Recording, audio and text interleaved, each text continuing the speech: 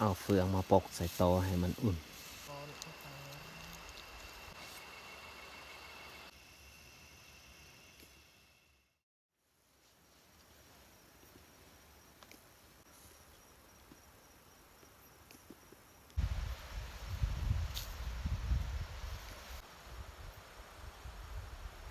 กราบสบายดีเบิร์ดสู่คู่สู่คนที่เขามาเบิ่งมาชมสองของเฮาสำหรับคลิปนี้ขอยกับผ้าเตื้อยเขามานอนให้ก็คือเอาเซนอนบนนี้แหละบริเวณที่พระเจ้าเหยียบเขาแล้วก็มีกองเฟืองมาเบิ่งบรรยากาศอยู่ให้เพราะว่าเฮาบ่ได้เข้าป่าบ่ได้ไปสร้างที่พักในป่าก็เนื่องจากว่าร่างกายเฮาก็ยังบ่พร้อมเทื่อยังรู้สึกว่าบ่ค่อยแข็งแรงปานใดนะต้นโตยังสั้นนะก็เลยพาพี่พาน้องมาเบิ่งบรรยากาศอยู่ไฮก่อนสำหรับในค่ำคืนนี้บรรยากาศสว่าง4 โมงแรงอยู่นี่บ่ถึกแล้วตาเวนซองมาแต่บอลสูงหันถือบอลต่ำๆนี่บิดแล้วเพราะว่าสว่างแรงๆตาเวนมันจะลดลงให้ที่คอยพาเตื้อยมานอนนี่แมนให้ของอาวน้องชายของพ่อเฮา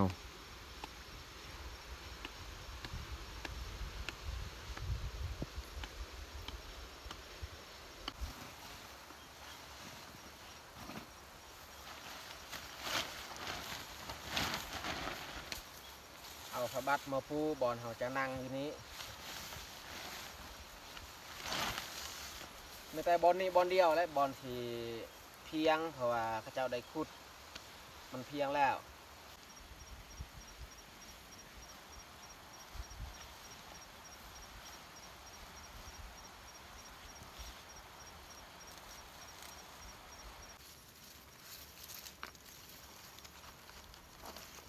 มัดไว้เพียงมันครึ่งบ่ให้มันตกลง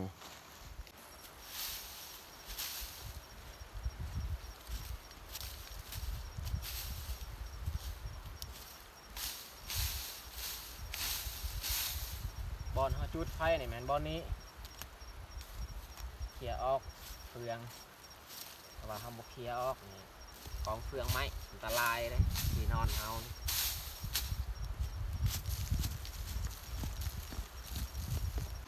กองเฟืองกับค่อนข้างหน้าอยู่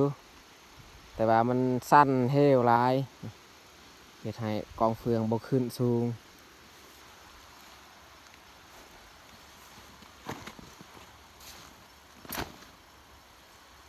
อยู่นี่กับเครื่องที่เฮาใส่นี่แหละมีผ้าห่มเต็น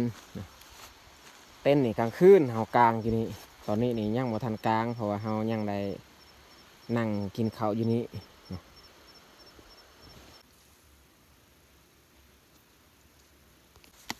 เตื้อยตัดเอากระตอไม้เพื่อเฮาจะเฮ็ดเป็นฟืนจุดไฟ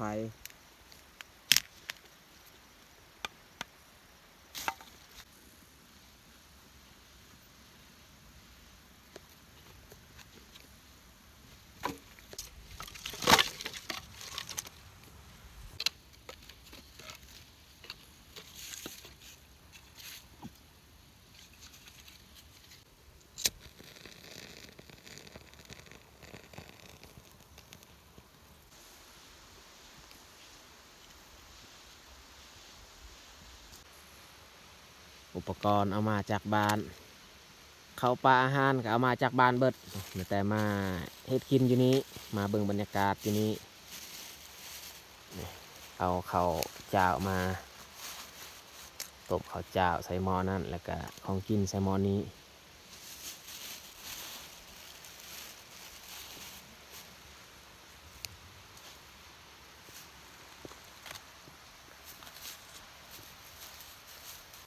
ดอมนี่มันขยันเลยข้าวปลาข้าวไฮ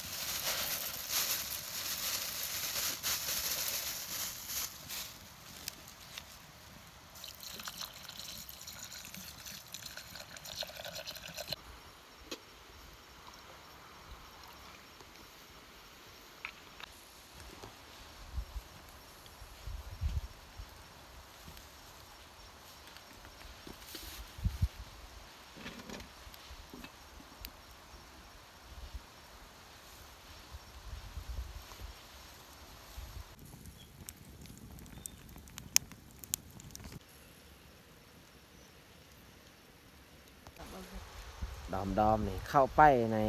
กองเฟืองเลยครับดอมสงสัยมันเข้าไปซอกหาหนูบ่จักดอม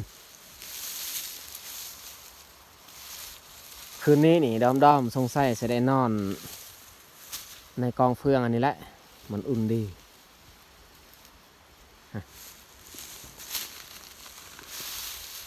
นี่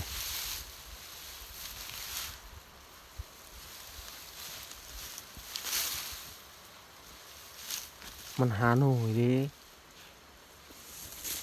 บางกี้เนี่ยมันเข้าบอนนี้นี่มันเป็นหูหนู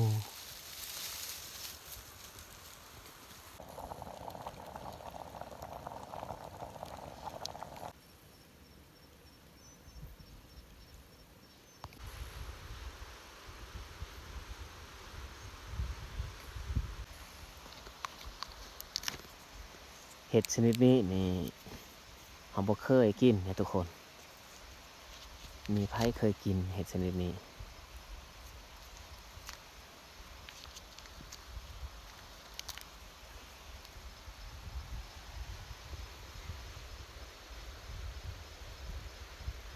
ดอมนี่มาอยู่นี่มันสงสัยคักสุดมันได้ลิ้นกับเฟือง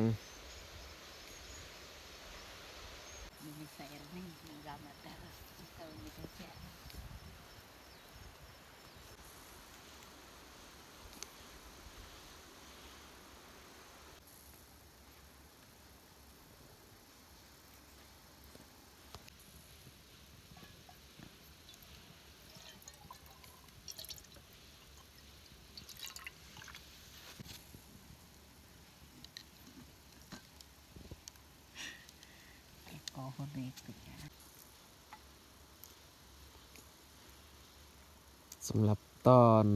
แรงวันนี้นี่แม่นให้อาเตยเป็นผู้เฮ็ดข้าวปลาอาหาร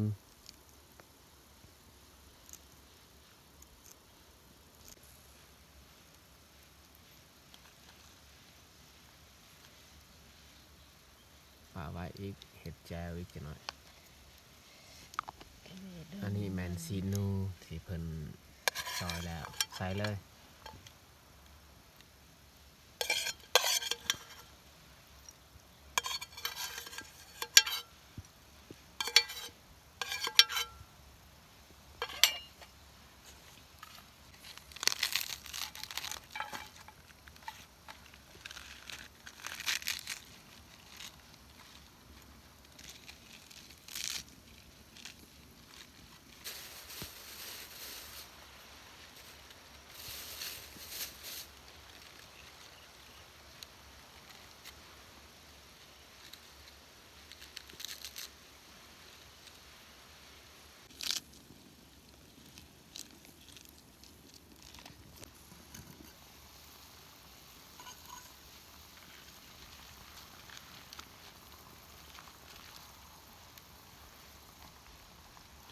คอยใส่เลย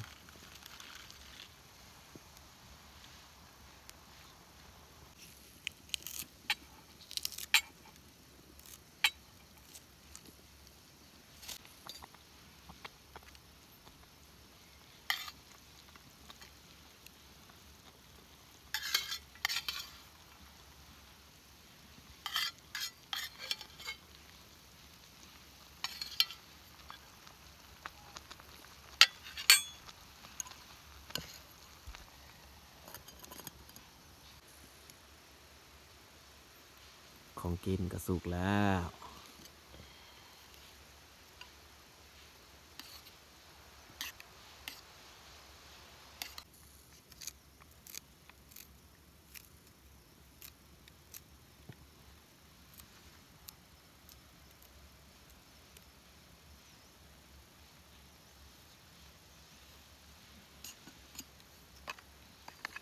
ตอนนี้ถือว่าเตื้อยเพิ่นเฮ็ดข้าวปลาอาหารตอนแรกก็เรียบร้อยพอดีส่วง5 โมงปลายเรากินข้าวแรงมาพี่น้องมากินข้าวแรงนำกัน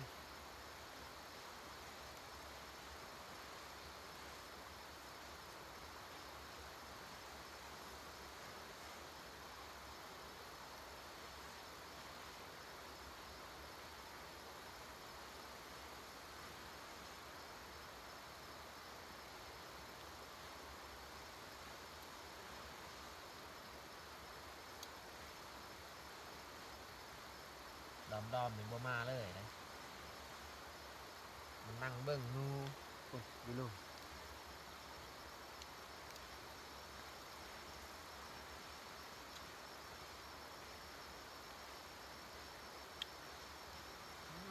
เขากระฮอดของกินกระฮอด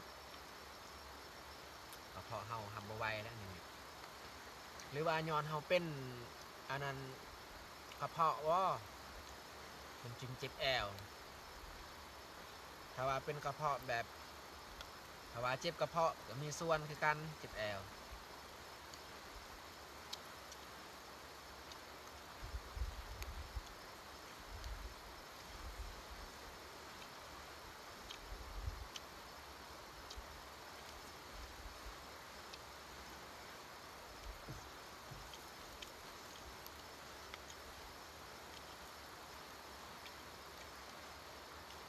กระเพาะอาหารอักเสบช่วงเฮาเรียนเวียดไปปวดเบิ่งหรือว่ากดไหลย้อนเกินมาตัวอยู่นี่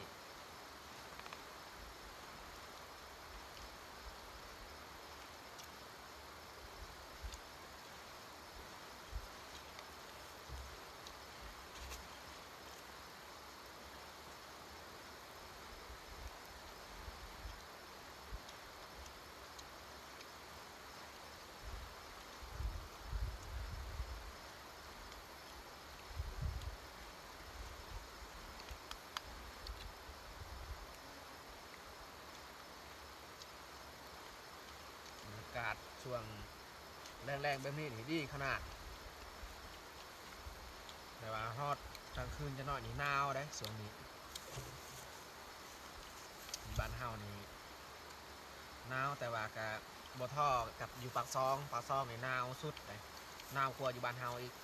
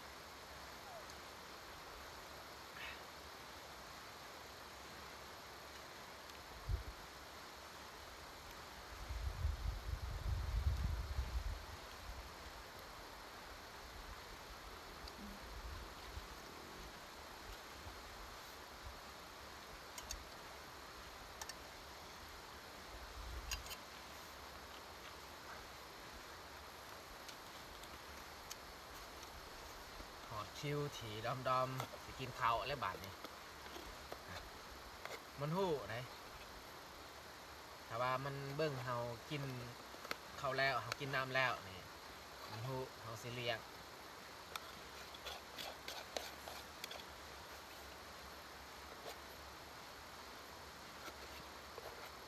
เข้าป่าดุแต่ว่าเรื่องสัตว์ป่านี่มันยังบ่ทันฮู้จักปานใดคันทึกที่นี่ยังมันกิ้งลงมันก็ไปนำเลย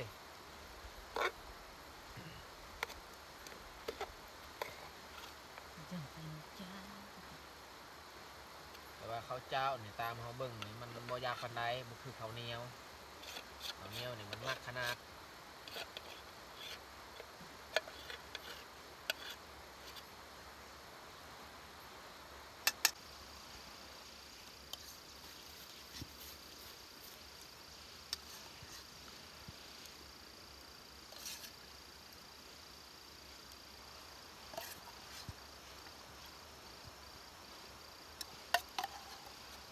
นี่น้ำแกงเฮาส้มไส้นี่นัวดี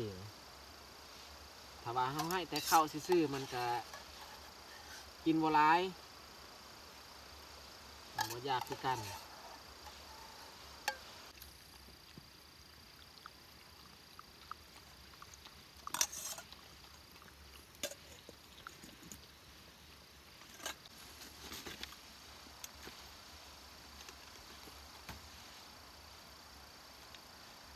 บ่กินหมดได้น้ำมัน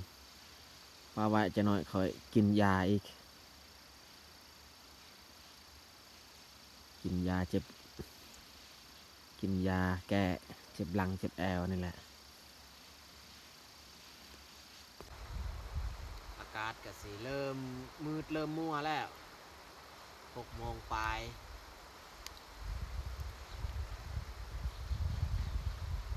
รู้สึกว่าเฮานั่ง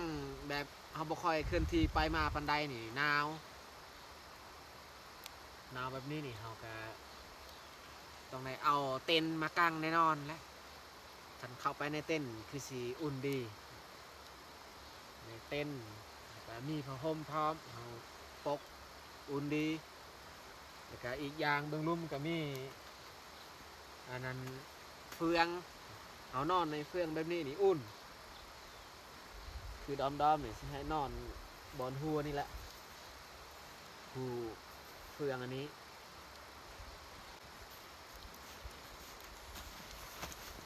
เอาเต้นมากังเพราะว่ารู้สึกว่าหนาวเข้าเ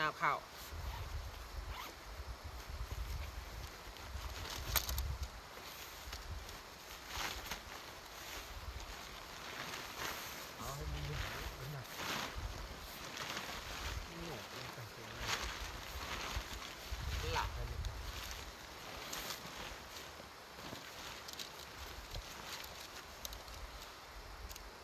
พื้นที่ที่เฮามานอนนี่กับซัมพอดีเฮาวางเต็นท์ได้มันก็บ่ได้กว้างแล้วก็บ่แคบซัมพอดี2 คนนอนหยัดเข้าแม่กันนะ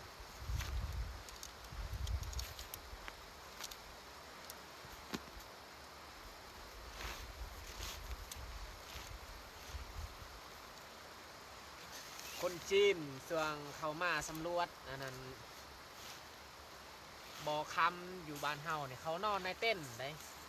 ขนาดว่าอยู่เทิงเฮือนเขาเอาเต้นมากางเขาเฮ็ดปานว่าอยู่ในป่าในห้วยคนใด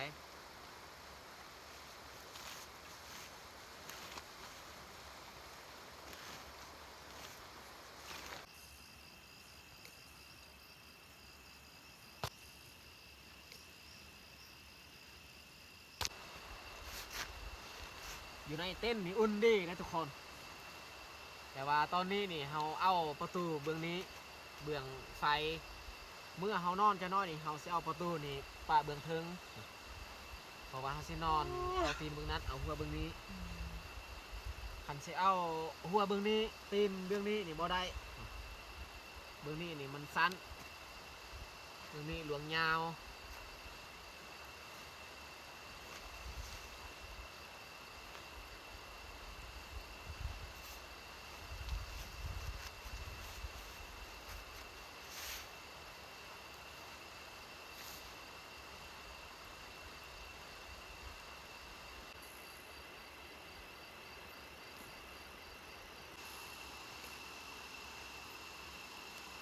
อย่าได้กินดังเป็นขนาดนี้ดู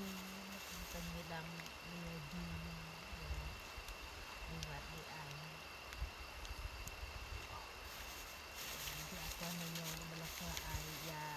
ลูกบลาไอเพื่อนมีดำยาดูเม็ดดิฉันโตหรือโต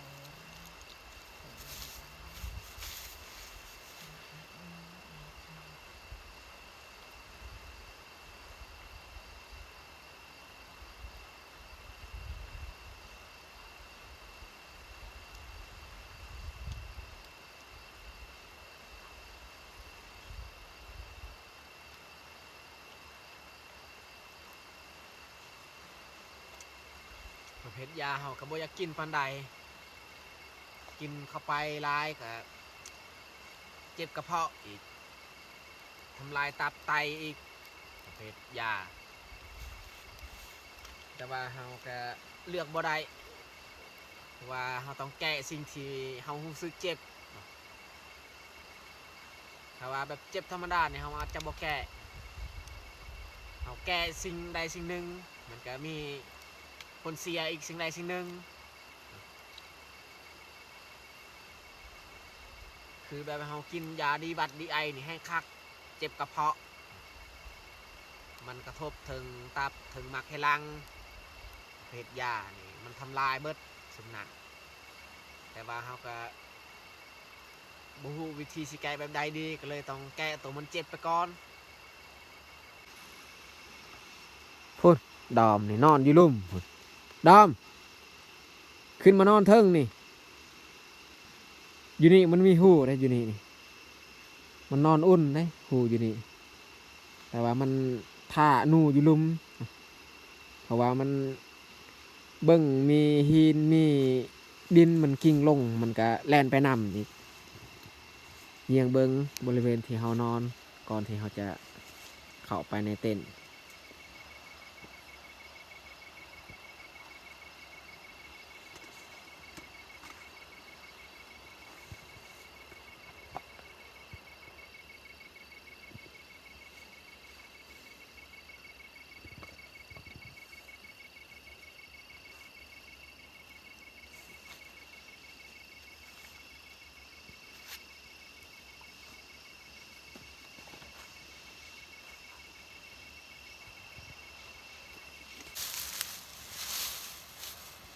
เอาเฟืองมาปกใส่โตให้มันอุ่นนอนอุ่น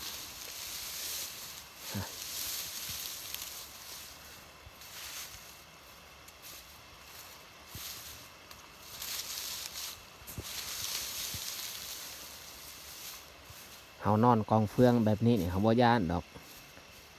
ดอมสีหนาวเรียบร้อยปกไว้มันจะเฮาสีปีนเต็นท์อันนี้แล้วก็เข้าไปนอนเลยรู้สึกว่านั่งอยู่นอกนี่ก็หนาว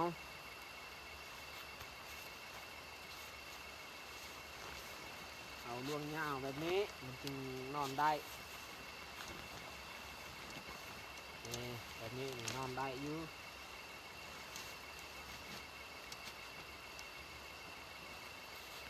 เข้าไปเลยไปในเต็นท์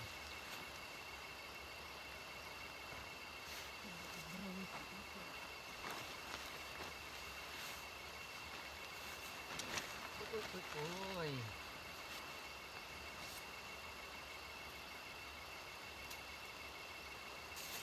เข้าไปในเต็นท์อุ่นดี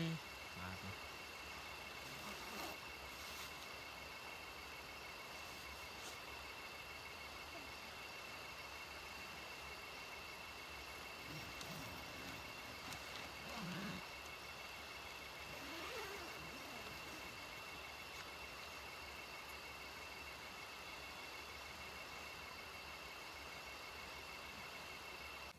เข้าไปในเต็นท์นี่อุ่นคักแล้วทุกคนเลยปองมือนี้เนี่ยเขาจะบ่ปิดเพื่อมันระบายอากาศเนาะนี่ทุกคนเลยบ่ยินเสียงอย่างเลย